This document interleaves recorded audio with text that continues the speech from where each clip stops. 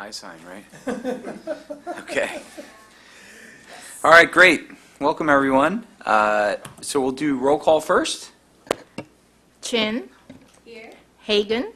Here. Moss. Here. Murphy. Here. Wilson. Here. All here. Okay, great. Thanks, Evelyn. So first is oral communications. Any? Just a brief comment. Nigel? Yeah? Yes, I believe so. Or you can hit the button. How about that? So good evening, everybody. Just a quick note for you. So first of all, thank you for coming to our lunch. I'm sorry I wasn't here at the last one to thank you for that. Everybody at Palo was sick with something or other, so I wasn't able to do it. People were very happy to see you. They were very pleased that you came. So that went down very well. So thank you for doing that. And it looks like I've just sold Amy a ticket to come for the next lunch. And if it's convenient for you, you're welcome to come if our lunch is convenient. But if there's some other time during the week that's more convenient, just let me know. Be happy to arrange it. So I just wanted to let you know about one thing, which is that next year is Pal's 80th anniversary. And so we're going to celebrate it in April, and we're looking to do some things around that. I'm not quite sure what they are yet. We're still planning that, but it's something I thought you might like to know about. We've been talking to Monique about doing some things with the city. We're going to change our members' sale to April and then try and build some programs around it. But it's just something to commemorate that and to get the word out to the community about Faux Pal and so on and so forth. So just wanted to give you a brief heads up on that, and that's it for this evening. Yes, you have some questions? Uh-oh. I think Faux Pal has been a real benefit to the community, to not just the libraries, but the community in general. The way that you operate and the way that you get people to contribute has been very effective and very useful. And I think we all very greatly appreciate all of your efforts and all your success. So thanks again. Well, thanks, Bob, and I know that you've done a lot to work with Faux Pal as well, so we all appreciate your contribution to us. Okay, thank you. Okay, great. Thanks, Nigel, and thanks for everything you do and all the volunteers, and thanks for lunch. That was great. I really appreciate it. Encourage everybody to go if you get a chance. Okay, great. Any other comments? All right, we'll move on to the agenda. So the agenda was circulated. Are there any changes or deletions or requests for tonight? I wanted to ask one thing or just a question. I was wondering if we could discuss briefly like the city council buddy that we had. I know we talked about it like 2 meetings ago and just thought it might be helpful to hear some advice of what to do or what people have done in the past couple months on that. Okay, great. So let's see. We probably need to put that on the agenda then. I guess we could talk about it tonight during commission reports and questions. Would that make sense? Yes, that would probably be good. And because the liaison will be reassigned, there will be, if Lydia comes, this is her last meeting. And then there will be a new mayor at the January 8th meeting, new vice mayor, and sometime after that, there will be new appointments. So there have been years where they've continued on, but for the most part, we'll have somebody else. So that may affect some of the discussion, but we'll go ahead and do that during the questions, yeah. Okay, great. Sounds good. Any other questions or deletions? Excellent. I think we have a pretty short agenda tonight. It's a nice holiday light schedule, so we might be able to get out of here pretty early. Okay, so the first item on the agenda is the minutes, and hopefully everybody got a chance to look at those, and we need to approve them. Any comments or questions? Okay, do we have a motion to approve the minutes? Okay, first Bob moves, and a second? I can second. Brigham? Okay, great. All right, any discussion? All right, so we'll vote. All in favor of approving the minutes, say aye. Aye. Okay, great. Sounds good. So they're approved. And our main item on the agenda is the library report and statistics output for the state of California 2017. So I'm not sure, Monique, if you're going to present that. We got all the info in the packet. Thank you. It's very detailed. Yeah, we look forward to hearing more. Great. This is probably most particularly for Amy and Brigham's benefit, but we have not really reviewed the state report necessarily as a single item. So annually, the California State Library collects data from all of the public libraries in California. And because they are on a September to August fiscal year, they ask us for the data sometime in October. And it is for our fiscal year ending the June before that. So what you're looking at is the fiscal year 16-17 data. And each year we receive this packet. You can see that it also includes the previous year's information on the, where it's applicable on the, sort of in the margin. And all of this data is then collected, it's sorted by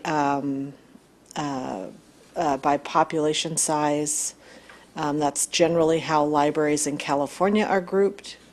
And then that data is uploaded to the public library data collection. So for the nation, that information is made available. It is not identical each and every year. There are some things that are added. There are some things that are excluded. There are sometimes items that are given a greater definition. There's a whole separate document that defines each item and how you are to count them or collect them. And, hi. And sometimes even that changes. I think it depends on how many libraries have contacted them and seemed confused and what they've been confused about. And then you'll also see that in addition to just doing sort of an aggregate, they ask questions about the individual outlets. What kind of shape are they in? You know, when were they last renovated? They ask a broad range of information. And at the very end, you're able to include notes. So if you have something where you want to be able to explain something at the end of each section, you can do so to give them more information. But, it's mostly consistent, but again, over the years, what has been collected has changed, and the direction can change each year. So if you're thinking, oh, you're going to count the same thing year after year after year, that's not going to happen.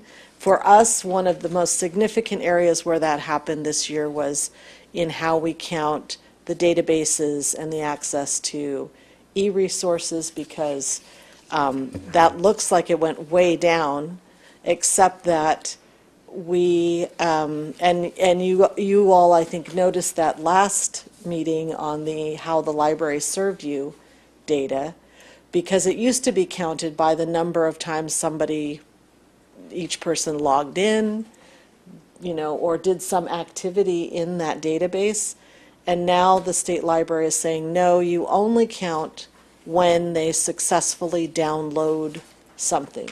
So you could have spent 3 hours looking for different articles and only ended up downloading 2 articles. So you would be counted for those 2. But in previous years, it was how many times did you log in maybe over those 3 hours, or how many times did you access the information before you chose what you were downloading. Different ways of looking at the same information But now they've actually settled on a very specific way that that meant that our numbers went down, or made it look as though fewer people were using the databases, when in reality it was just counting what was actually accessed. So the State Library Report is sort of our final authoritative source.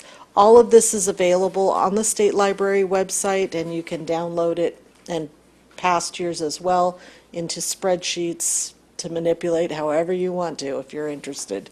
They also do rankings for all of the jurisdictions in the state, and there's about 183 public library jurisdictions in the state. Everything from Los Angeles Public, San Francisco Public, to tiny, tiny libraries in very small rural counties. So, all of that data is available there. Any questions about the state report itself? Or anything that you noticed that? I had, always jumping in to talk about money, but can you clarify the salary information? Is that a biweekly number? Is that, so it's on page 8? Yeah. The salary information, no, that is the monthly A monthly, salary. okay. So it's beginning and final, and then what it was the previous year. Okay. Thank you. Mine is more a comment that I thought, I don't think I've ever seen the registered users, and seeing that was, it was like 85%, 80%, that's just a really high percentage of our population. So I just thought that was really cool. A success metric of some sort, that you have that many people registered of our population in Palo Alto. I thought that was really neat. So what page was that one on? 3. 3. So the thing to remember about the registered, let me make sure I'm looking at the right thing. 204? Okay. Oh, yeah. So anyone in the state of California can have a library card in any of the public libraries. So this is not all Palo Alto residents. So this includes everyone in the Bay Area, everyone who's using us, but you're right, as a representative percentage that way, you can look at it that way. Which is why I believe on how the library served you, we divided out. Yeah. So that we do know how many are Palo Alto residents and how many are not. We have a lot of use of databases and streaming video in the LA area, which we believe are probably students who've gone home, done things, like that. And then, of course, the many commuters and the daytime population. So. And just out of curiosity, so to get a card, you'd need to be here, right? Is that the one? Or can you apply for a library card remotely? You can apply for a library card remotely. You would have access to databases, but it would expire after a certain amount of time. I think it's 90 days. So we give you 3 months to come in and verify your address, and then you get an actual physical card. Got it. But so that's just verifying the address that you submitted, not a Palo Alto address, Correct. Right. Cool. The way the state library and the state law is written, public libraries will share their resources, and we do that. And there are just a few exceptions where unless you live in that city, San Leandro is one example, if you don't live in San Leandro, then you have to pay for the library card. And they are not part of the state library sort of organization and support. I had a question on the survey. On page 7, one of the things that struck me was the number, the left column is the current fiscal year, correct? And the Correct. right column is the year before. Correct. there's a huge difference in reference questions between this year and last year, That's correct. and technology assistance is a huge difference. That's correct. What happened? In the reference questions the year before, they were counted incorrectly. If you saw the third year out, it was much closer to the 30, I think it was 32,000 in 2 years before that. So there was a technical glitch with that. And the technology assistance has really just come in, I think, a more persistent counting of what is considered the differentiation between a technology question and a general reference question, as well as with the new buildings, having more of an ability to work one-on-one with customers and have them make reservations for technology help. Okay. Okay. I kind of ordered it. Just looked weird. You are correct. And there is a note way in the back where we, on page 10, where we talk about the reference count. In last year, it should have been reported as 32,084. So on page 10, you'll see notes. Oh, okay. We're good with words, not always with numbers. You should run the library. Okay. Feel good about the state report? And we should all bow deeply to Evelyn, because as the analyst, it's her job to make sure that all of that gets submitted correctly. And I need to buy her flowers because she does that so well. Let the notes show. Because when I was in a smaller library, I was the one that did it, and I keep telling them it was on paper with spreadsheets and trying to make it sound really dramatic, but I don't get any sympathy. All right, so I included a couple of items here, so because I know one of the things that we're always interested in is how do we do compared to everyone else. So we have two different spreadsheets. One was sort of just a quick local comparison of libraries that, you know, are similar to us, either in terms of population or, you know, something that makes it similar. And it was just sort of raw numbers, looking at Palo Alto compared to Mountain View and Redwood City and Pleasanton. And then the second spreadsheet was more of a service analysis, and I have to credit the director, Roseanne Masick at Mountain View,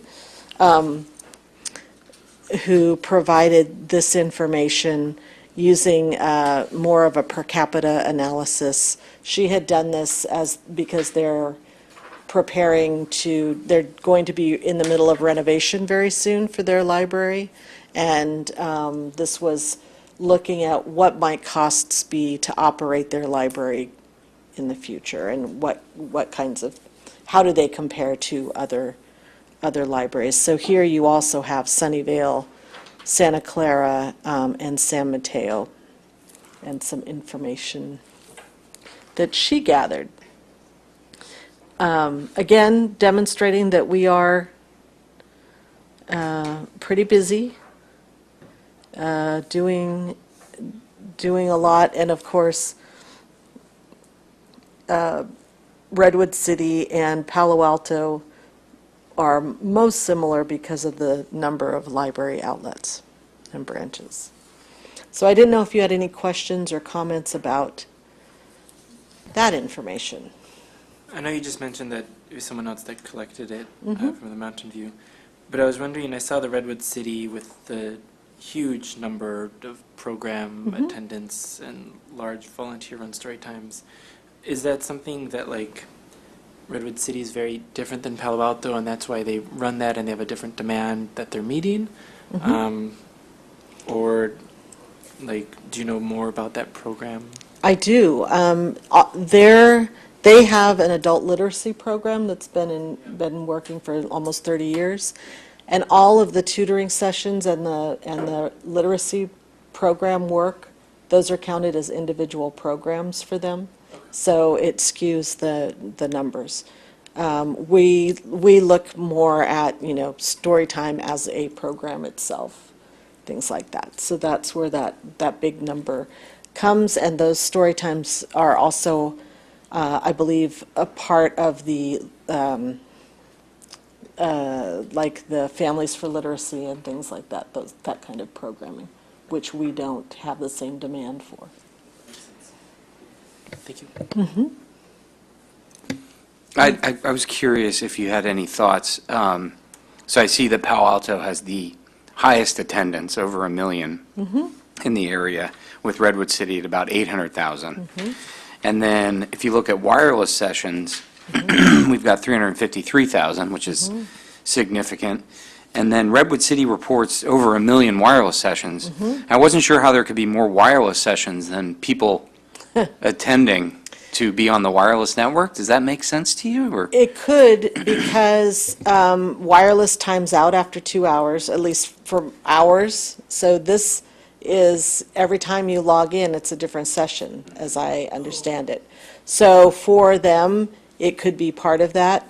I know that in the past, when they did, if you look at their public computer sessions, the previous director had just counted all of the available hours, multiplied it by the number of available computers, didn't actually count the number of actual sign-ons. So that was their statistic, and which inflated the numbers. So I don't know what the wireless sessions are counting exactly, but I suspect it's the number of times somebody has logged on. And if they leave their wireless on overnight, if people are sitting outside, that would still count as well, so. And then just one other thing that stood out to me is that Palo Alto also leads in virtual visits, where we have 800,000 compared to 400,000 for Mountain View and 100,000 or so for Redwood City. Do you know what is that? How is that defined, or what? How do you have a sense of why we're so high?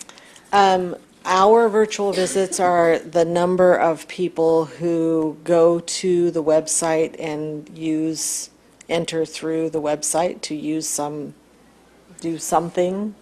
And again, theirs could be counting, maybe you have to log in to do something. There may be a different way of doing that. So again, it just depends on how each of us could be defining it differently. Though it's likely that they're similar if we're using numbers that are collected from the state report, because we would have all the same rules or guidelines.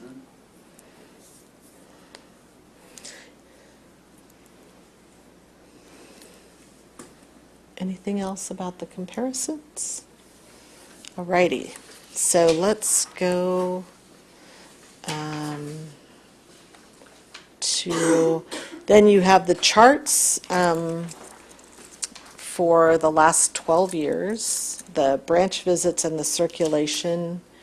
And I didn't know if you had any questions. So you have one that is the total for all 5 branches, and then you have individual branches, including notes that talk about, in particular, the buildings closing and reopening for renovations. And you can see certainly how that affects each area. And this is the same chart we've presented the last few years.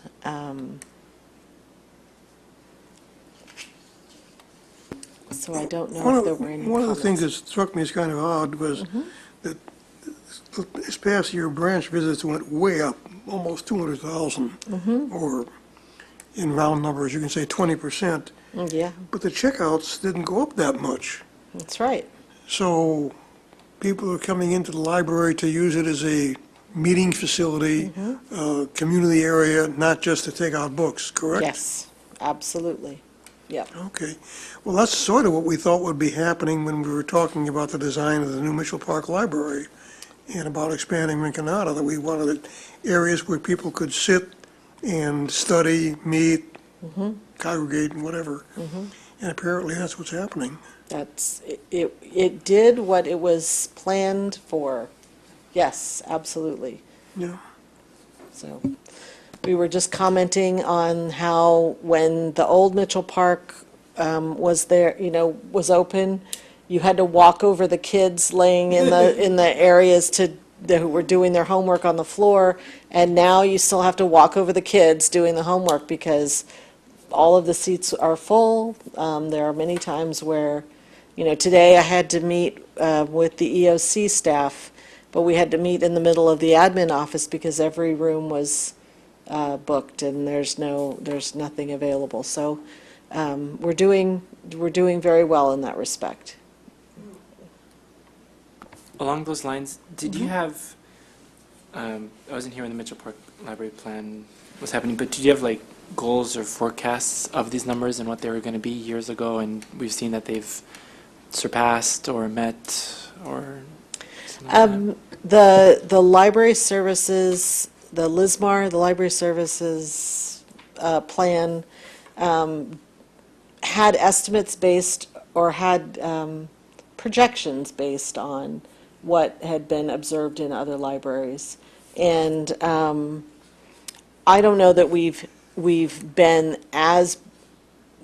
hit those marks, but I believe that I think it has more to do with the fact that there are 5 branches as opposed to just one. Most cities are renovating, right, one library. Here we kind of dilute it, but and I think the other piece of this, I'm trying to figure out exactly when the library went from a 3-week to the 4-week checkout. And then now we're going back to the 3-week. So the numbers will sort of rewrite themselves. So we're not, I think there were numbers. I think we're doing well. I don't think, one of the things that is often said, circulation will double in the first year, can double in the first year of a new library being open. And certainly, we're doing much better, but not a doubling. Yeah. Right. Well, I think there's also part just with like Rinconada being closer to Mitchell, that there's some like, okay, when Mitchell's closed, you go to Rinconada or there, so there could be some Correct. complicating effects there. Yeah. Thanks. Yeah. Can you remind me how we calculate branch visits? Branch visits is the gate count. So we count the number of people coming in. Okay. Right. Okay. So if you're a little kid and you're running through 4 times. That's never happened with my kids, just No, I'm FYI. sure. Mine never did that either. So, but we know that visit number can be skewed a little bit, but it's how most of us. All right, anything else? And so, again, last time we had the How Did the Library Serve You? That's still, I'm hoping that's available on the website. Okay. And so the point of doing all this was to demonstrate, how we're accountable. There are, that now we take these numbers, some of them are part of our performance measures for the annual budget. Some of them are numbers that we report to the city auditor as part of the service efforts and accomplishments report, the annual report that they prepare. Some things are given to, other ICMA has a survey, we participate with PLA, we do a variety of different things. So the numbers are not just stagnant, we use them. I guess my question to you is to maybe have a brief discussion of, does the How the Library Serve You and what's on the city's open data, this was not in, I don't think this was in the packet last time. And the city's open data site, those are basically our two main ways of us presenting the data to the community. And over the years, the different LAC subcommittees have looked at various aspects of the service. And, and done comparisons to other library systems, either in California or around the country. And my question to you is, are we collecting and demonstrating the right things? So I'll let you talk about that.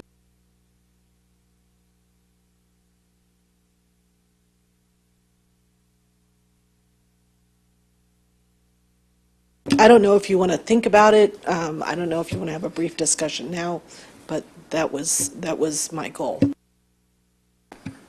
Yeah, well, thanks, Monique. That's a good kind of question, and it's a lot of great information. And I'm just trying to think back, Bob and Sheena, I think we had a subcommittee in the last kind of group of yeah, June. I think June led it around statistics and, which was helpful. Okay. So, I mean, that's definitely a possibility, just to kind of inform Amy and Brigham. I think the big takeaway for me is really the top line on the growth in circulation at overall and at Mitchell Park in particular. It's a real home run. And then the overall attendance, which shows how the libraries are used, as Bob pointed out. So that, to me, is really, the main critical takeaway. Now, there's a lot of detail in here, and I think we had some good questions tonight. I don't know if there's anything that we haven't seen that we want to see, that we're curious about, that might be available in the state reports, or we'd want to try and learn from other peer libraries or not. I guess to me, the virtual visits and the ebooks, is kind of an interesting area, in that there's a lot of different ways to measure it. So, if I had more time, I might delve deeper to understand the definition at the state level, and if that is useful to us, if it really gets to what we're trying to find out about that. But, given how high we are, I think that's a strength. Now, we do it at the same budget as Redwood City, so it's interesting, when you think about, the costs of ebooks potentially, long-term, how that might impact us. So to me, how that ties into that issue, the statistics around that might be interesting to learn more about. Any other thoughts or comments?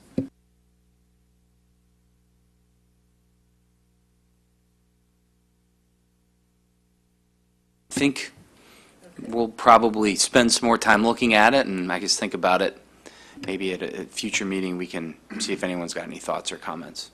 Sure, and and I wanted to point out too that the information that I sent to you yesterday about the library being rated a 4-star library, I'll give you that because I don't think I sent it to. Thank you. I haven't sent it to council yet. That is all based on the statistical information that we load. It's not a nomination thing or anything like that. It's just based on use, per capita use, and in the article there's more information about that. So so that's how that data gets used. So yay.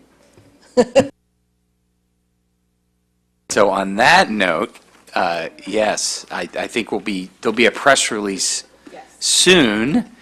But I guess a lot of folks are hearing it first. I know there's a large audience tuning in at the moment for the breaking news.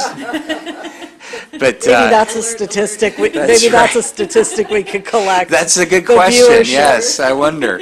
We'll give away some prize if they come running down to. But so congratulations, Monique, and to all the staff, and of course all our patrons as well.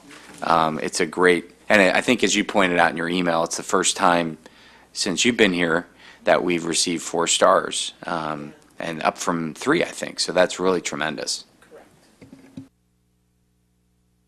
Okay, great. Well, I'll save this. This is partly in celebration of that. Yes. And there's some other things that'll come up that we can. Okay. So it's just sparkling cider, by the way. I'm sorry. For everyone at home who's Yeah, running down, yeah. Exactly. But yes, that's one of the reasons I thought we'd bring this. Okay, so any other thoughts on our agenda item? Okay, great. Well, thanks, Monique. That's a lot of wonderful information, and thanks, Evelyn, for compiling it all and submitting it. And now we're moving on to Monique's report, the director's report. Right, so I did not do anything written, and you have the October monthly report attached. November was not ready quite in time, so you'll have that at the next meeting. I know that all of you were invited to come to the Korean book donation. We had a Korean foundation who gave us 100 books in Korean for children and adults, and perfect timing on the heels of your report about international language materials. The general consul from the Korean embassy came to be here as well, and it was a really nice little ceremony. So not one of the 100 books, and thank you to Council Member Koo for being there with us. That was really great. But one of the gifts we did receive was this Jiji, I think that's how you say it. And it's a replica of this book, which I will pass around for you all to look at it. It's a replica of a book that was published in 1377, I believe. And it is written in Chinese, but it is one of 2 volumes about Buddhism. And the first volume is lost. The second volume, the original, is in France. And this is a rather nice version of the second volume. It's a World Heritage, UNESCO Memory of the World item. And so it was a really nice little extra thing for us. And so we've been passing it around to folks. So I will send it that way. You guys can share it and look for the rest of the meeting. But those books will be placed at Mitchell Park and at Children's Library as appropriate. And we're very grateful to have those items available for the community. Then I also wanted to mention that on Saturday, we had sort of the final project. It was a program of the California Listens grant, which we received. 10 participants worked with Story Center. It was a grant funded by the state library, and they created digital videos telling a story. And so they learned how to do that as part of this 3-day workshop. So so the program was showing each video, and for as many of the participants as could be there, they introduced it, talked about how they liked the project. A couple of the participants were so inspired, they took the week-long training. One of them is a teacher who's incorporated it into her curriculum at Palo.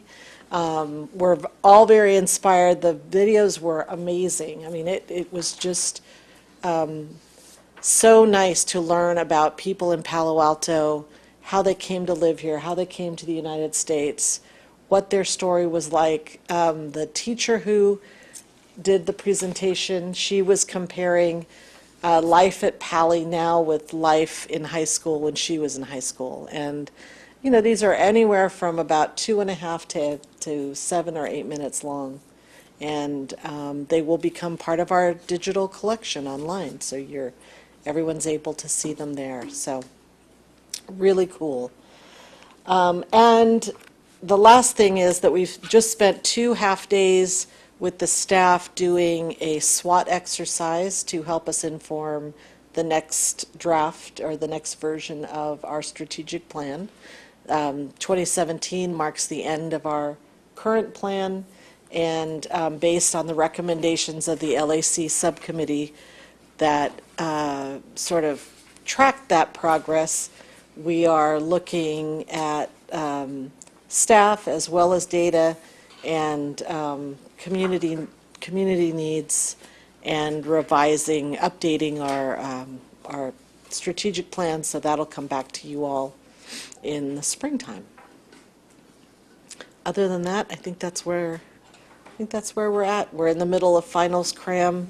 If you guys have ever wanted to see all the high school students using the library late at night, getting ready for finals, this is the week to do it. So we're having a very busy time at both Rinconada and Mitchell Park, which are staying open till 10 p.m. I think it started yesterday, and so they've been open, so. Any puppies this year? Are they?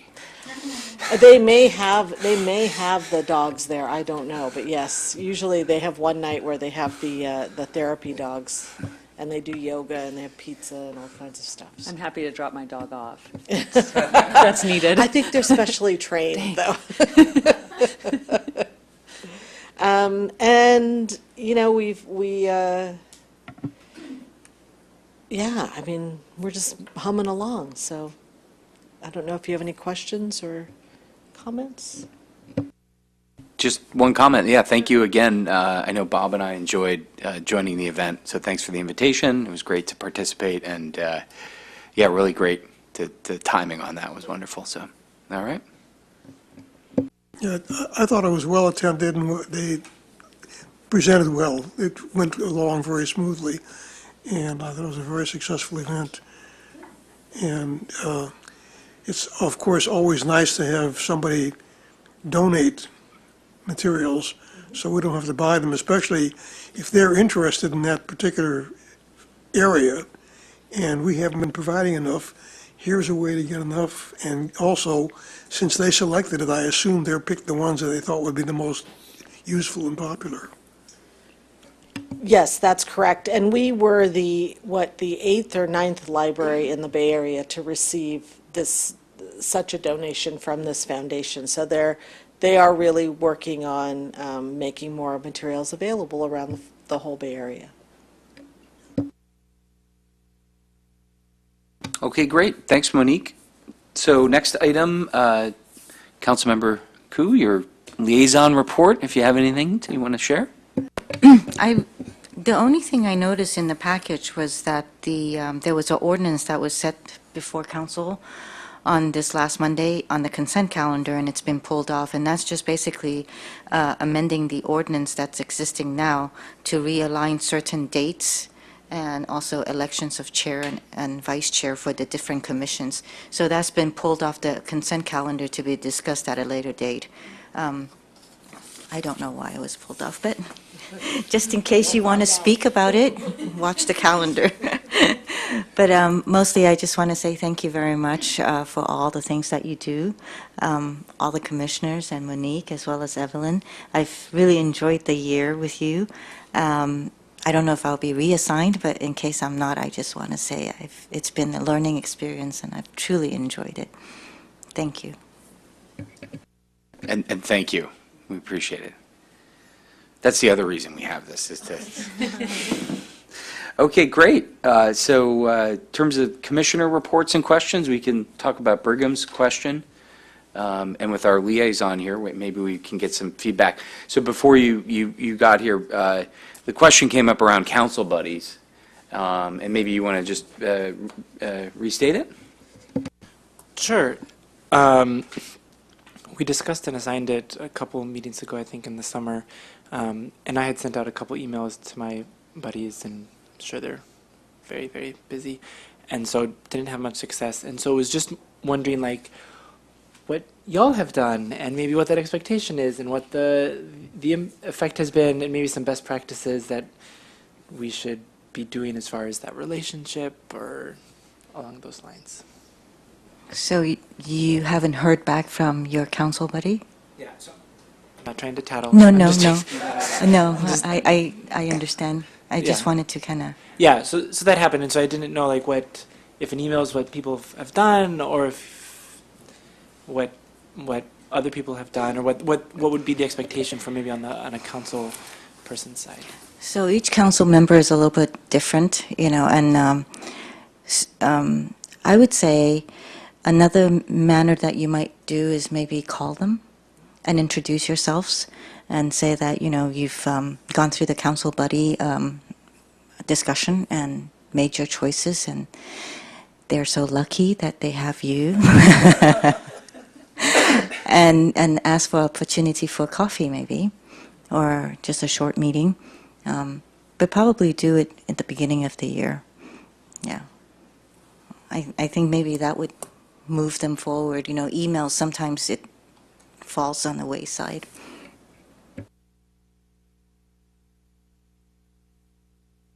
Okay, great, thanks. And, there are other city events, so I've had a chance just to, in person, introduce myself if I didn't know them, or if I did, let them know that, we're paired up. And I do take it as somewhat of a good sign that there isn't much controversy brewing in the libraries, that they're jumping on the opportunity to, but knowing that they have someone available in case they need it is nice too. So maybe it's a pretty good sign as well. But it's nice to get to know folks too. So, but yeah, I think there's the ice cream social in the summer, and there's a number of things that come up. So that's been a good opportunity for me. And I would actually make the suggestion that if you feel like you're still not getting a good response, you can go through the clerk's office and they can help set up, just a meeting or an appointment, and that can be helpful too. I don't think there's this malevolent conspiracy. I think it's just busy and 100,000 emails and just asking for advice. Thank you. Yeah. And another potential opportunity, fairly annually, it's not always annually, we do attend a session with the council and present.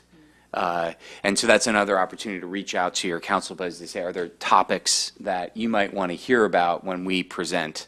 Because we kind of go in with our own ideas. We hate to miss the mark if someone has something on their mind. So that's maybe another opportunity to reach out via email or phone call, whatever it may be.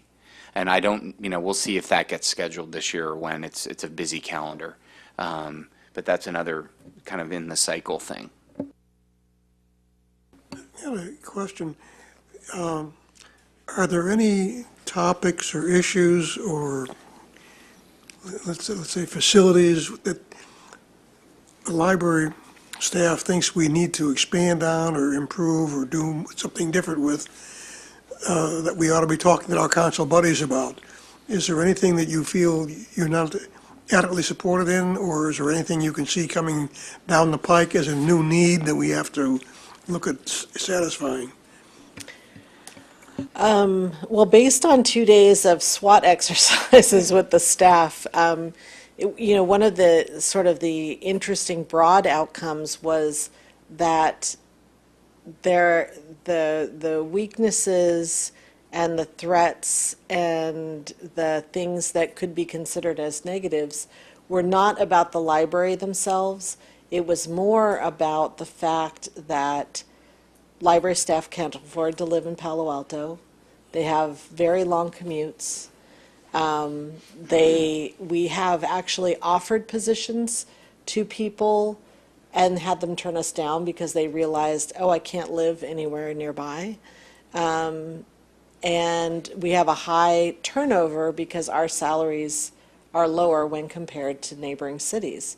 So we hire someone who doesn't have as much experience, we get them trained, they get a little experience, and they go to neighboring libraries or get a full-time job somewhere else or something like that. So that, I think that particular issue is, I know it's a big one citywide, but it was really the first time that this had emerged as, something that the staff feels merits inclusion in a strategic plan for the library, which, those are things that we can't necessarily affect as directly. So we have to look for ways that we can, and the thought of losing that institutional knowledge weighs heavily on them. I think it does, worry them looking ahead 3 to 4 years, because we don't see the affordability or,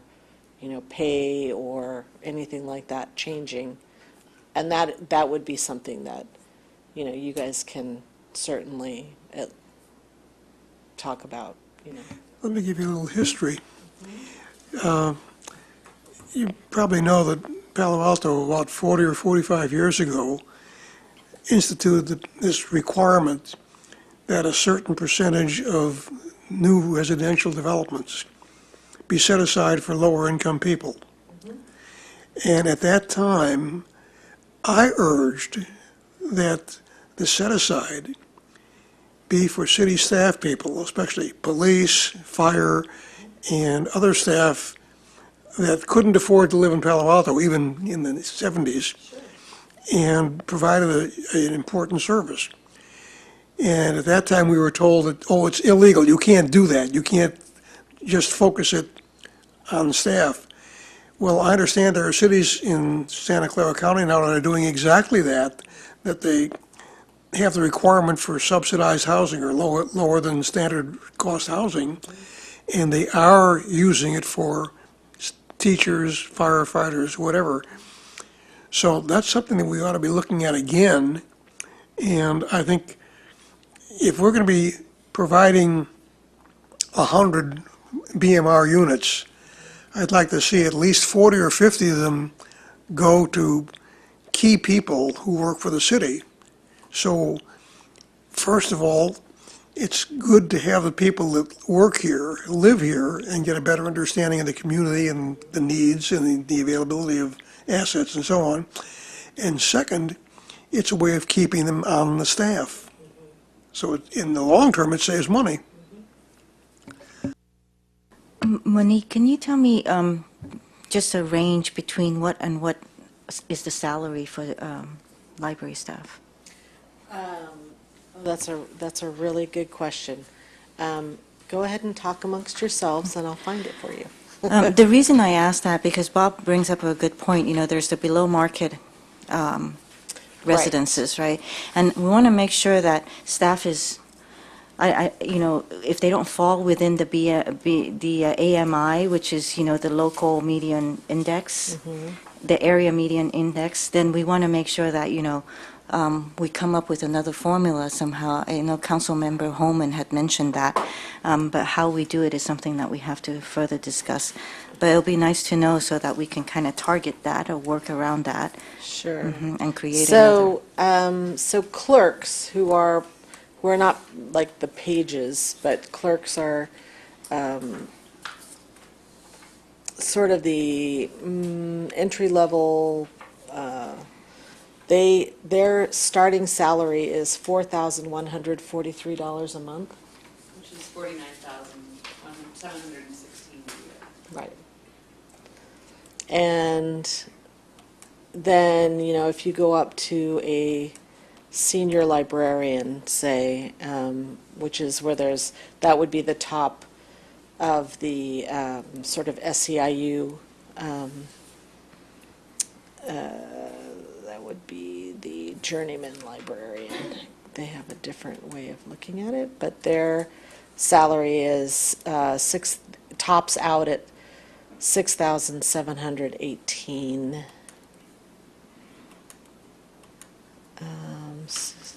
8 times 12, yeah, about 80,000. That would fall. So I know that we have, I know we have at least one employee who's taken advantage of that program. He was on the waiting list for quite a while. Right. And, he got a, is it townhome or, I think? And, I think that made a big difference for him. Absolutely. But, there's many of us coming from the East Bay, many of us coming from San Jose. In fact, we have a brand-new librarian who moved here from Massachusetts. He was in NEO, which is our new employee orientation, yesterday and today, and I said, oh, were you able to find a place to live? He said, oh, yeah, we have a house share in Los Altos. So he was able to find a house share, but, you know, you're still a Yeah, grown-up man with right. a... One day you You get know, it's married. like, yeah, exactly. He may well be married already, and that may be Right. part of the deal. So, so anyhow, it is one of those things where, Well, thank you. I mean, this is very helpful in guiding us because then next year, in January, council is going to go through our priorities, setting priorities for the year. And housing is one of the ones that is on the list along with transportation and some other stuff, some other areas. So it really helps to have a focus on the discussion too. And what you brought up, Bob, you know, further finding out if it's legal or not, you know, just clearing it up so that we know what we can move forward with. So thank you. and, you know, on those salaries, I was just looking today at a job announcement in San Mateo County for a senior librarian, which would be that journeyman librarian level, and theirs topped out at $7,600. So it was about $600 to $700 more per month than, you know, what we're paying. So, and I know that Santa Clara City pays more, and, you know, so it's one of those things where it's a constant struggle, and I understand we have budget limitations. You only have what you can spend. And that, along with the fact that by having 3 libraries that are open 7 days a week, when this has been an ongoing struggle, but when one person's sick, for example, if another person happens to be on vacation, you've really messed up the availability of people to be on the desk. We're very thinly staffed, and that was one of the other pieces of this. We have a lot of hours. We have people that have to come from a great distance, and that is, it's difficult to be sure that the libraries are going to be able to run successfully.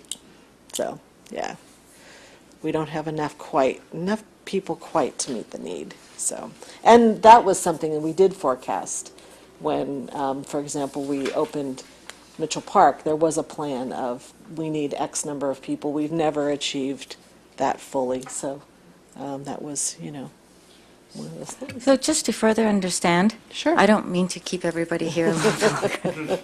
But so basically, from the manager's office and the budget, there's a certain amount given to you, and there's a certain amount that's allotted to staff. Right. And so I'm gathering that you don't have enough of that to go around for the staff. And how many would you say you are missing, you would like to see? Well, it depends. I mean, obviously, we understand the personnel, the benefits as an issue. Right. Full-time versus part-time. Because we are open 7 days a week, and we are open till 9 p.m. in 3 locations, or 2 locations, 7 days a week, and 3 out of the 5, we really do need, 2 or 3 more full-time equivalents, whether it's part-time staff or full-time. It's easier to keep full-time people because often our part-time people are working several part-time jobs until they can find a full-time job. But, yeah, it's almost like we would need 1 more or so per branch. Yeah. Thank you. Yeah. So, yeah, so that answers Bob's question about what probably is most necessary based on the last couple of days of considering where we are and what we need going forward. We usually can find the money for the gadgets and the books and those things, so it's the people. And really, that's one of the best resources we have. So, thank you. Thank you for the question. We'll make a list. Okay, great. Good discussion. Any other questions or thoughts for Commissioner reports? Okay. Thanks, everyone. Comments and announcements? We heard one from Nigel about the 80th. That's great. Yep. look forward to participating, and let us know how we can get involved. And then the agenda for the next meeting would be February, and right now that's on the 22nd. Any items that we'd want to talk about? I don't know if it's for February, but just out of curiosity, in terms of the strategic plan and taking a look at it, how do you see that rolling out? Yeah, hopefully there will be a draft by that point, so that you can comment on. That'd be a good time for that then. Okay, great. One of the things that, I don't know how far along you'll be, but we might want to discuss the planned budget and staffing for next year. And are there any problems or issues? Do you think we're going to have to go and talk to our council buddies and make sure that they provide adequate resources for the library, whatever? That's a good point. I think our budget process has already started. We're already almost past the point of requesting positions, and we were basically at a point where we're told there's no growth. There's not going to be, the ability to do that at this point. So our budget request for next year included replacing some of the cut that we had to the materials budget last year. So we're hoping to recoup some of that in an ongoing way, but that was sort of the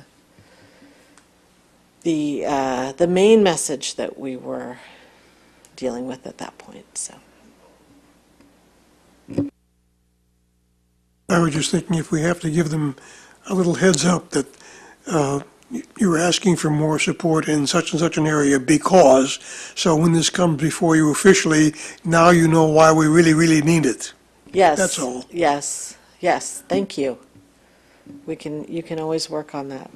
I think also point out, that Palo Alto Library is, what you said, number 3, right?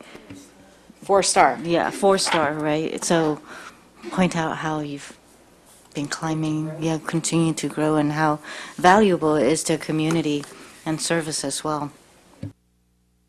I also wanted to congratulate you and all the staff for the accomplishment. I think it's very significant, and I certainly agree that you're 4 stars, if not 5. Well, thank you very much. We appreciate all the support we get from the LAC as well, so thank you. Okay, great. Well, so on that note, I think we could probably work towards adjournment. If there's any other agenda items, feel free to email Evelyn, Monique, or myself, or anyone else, and we can take a look. Yes, lots to celebrate, and the holidays coming up, so happy holidays, everyone. Do we have a motion to adjourn the meeting? No, we're going to stay. It's only 8 o'clock. We're going to sit here for an hour. Move to adjourn the meeting. I move to I move to adjourn. Sheena moves to adjourn. Do we have a second? Second. Brigham seconds. All in favor?